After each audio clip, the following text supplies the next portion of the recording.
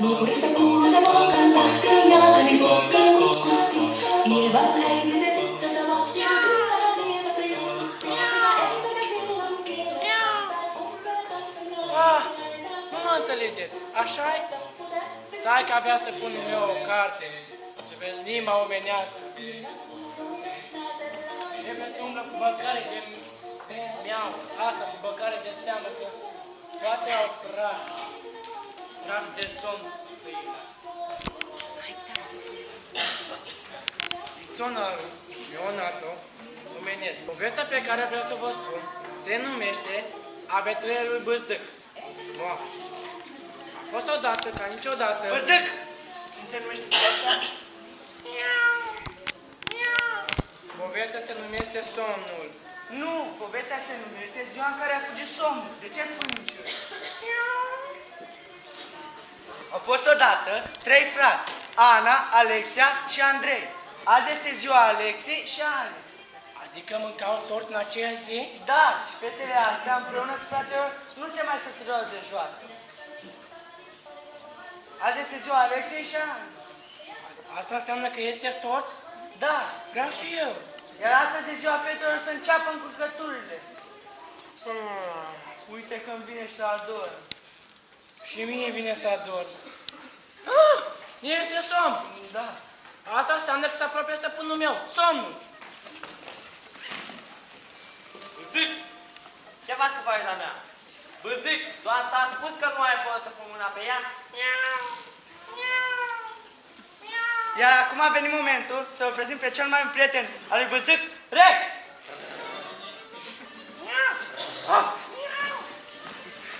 Hei, fiți cu mine! Hei, motoriți-vă!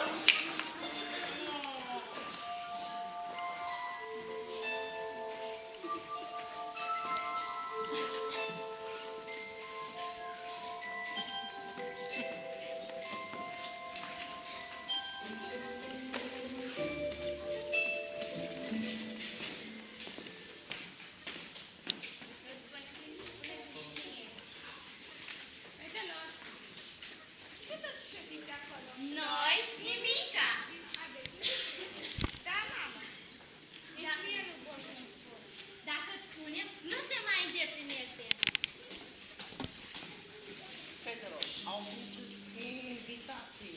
Yay!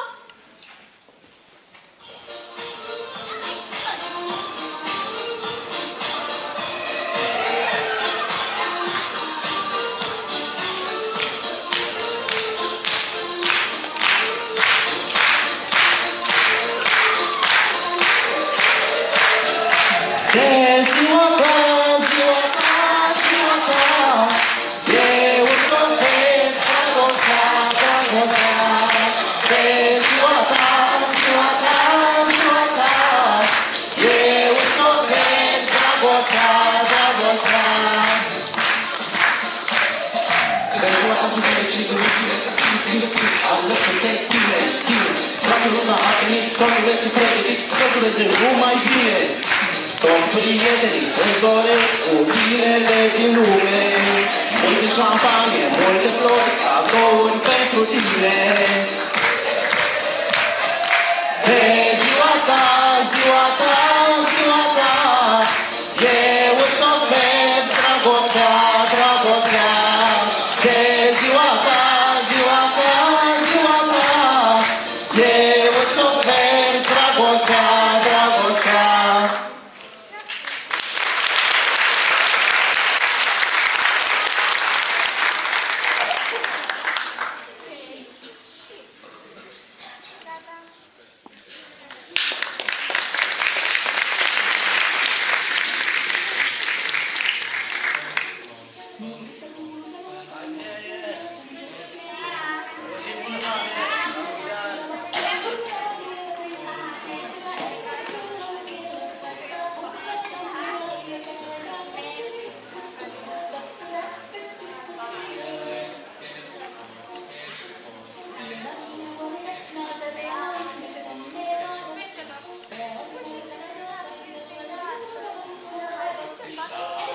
Nu! Vrem să ne jucăm cu pisicuța! Da! Ana!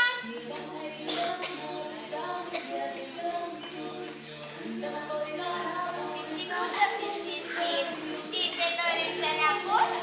Să nu mai dormim niciodată! Vrem să ne jucăm în continuu, zi și noapte, pierde prea mult timp cu dormitul. Hai, noaptea mai merge, dar la prânz pierdem toată distracția. Dar v-ați gândit voi, că nu este somn.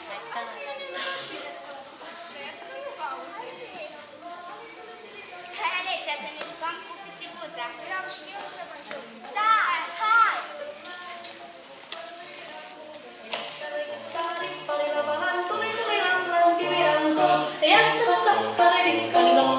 Incredibil! Incredibil! Să-mi facă mie una ca asta. În clipa asta mă duc la mama mea odihnă. Nu! Tu rămâi aici. Știi că mama nu poate să părți pisică. Tu ce fac? Asta era nedormite până la sfârșitul vieții. Poate să mă lase în genunchi, că nu mai m-am întors.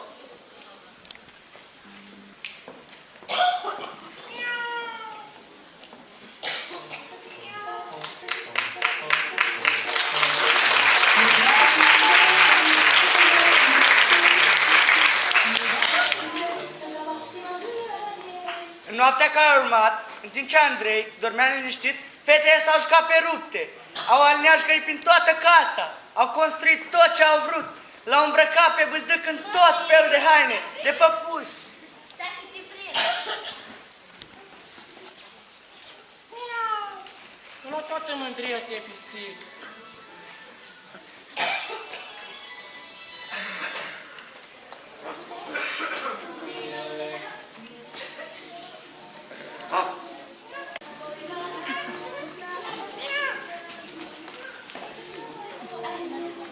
În dimineața următoare, fetele aveau ochii cam roșii, dar tot le rămăsese chef de joacă. Dar nu mă prind. Îi zâmbesc că te prindem. Cred că v-a fugit somnul. Ar trebui să-l aducem înapoi. Cine mai are nevoie de el? Să rămână acolo unde s-a dus, că ne este foarte bine fără el. Hai, Alexia, să ne jucăm cu prietenii noștri. Da, hai! Nu era fi deloc ca tine.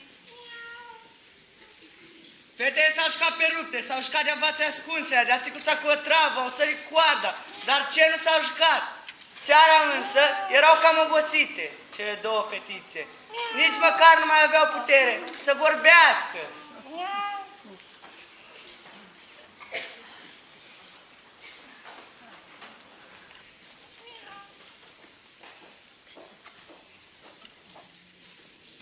Hai să ne culcăm totuși în noaptea asta, că nu ne luăm de la capăt. Da, mă culc și eu, că-s cam obosită.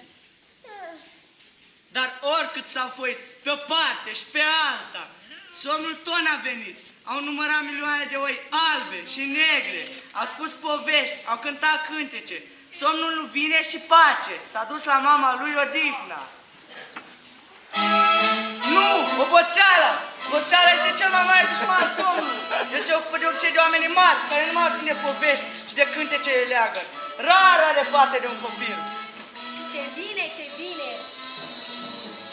Ce bine, ce bine! Timpul să vă iau în brațele mele. Ha, ha, ha! A fugit somnul! Minunat! Două dintr-o lovitură! Mamă, mămico, tată, vrem la somn! Bine, de data asta Nu! am să vă ajut. Dar promiteți-mi că nu o să vă mai puneți asemenea dorințe. Promitem, promitem, nu mai dă-ne înapoi! Somn bun, vino tu la mine acum. Somn frumos, vino tu la mine jos. Hei, tu ce cauți aici? Lasă pe copii să doarmă. Sunt ai mei, pleacă tu! Nu s-a adus de oameni mari, acum te de copii, Eu nu mă duc de aici, pleacă tu! asta vezi tu.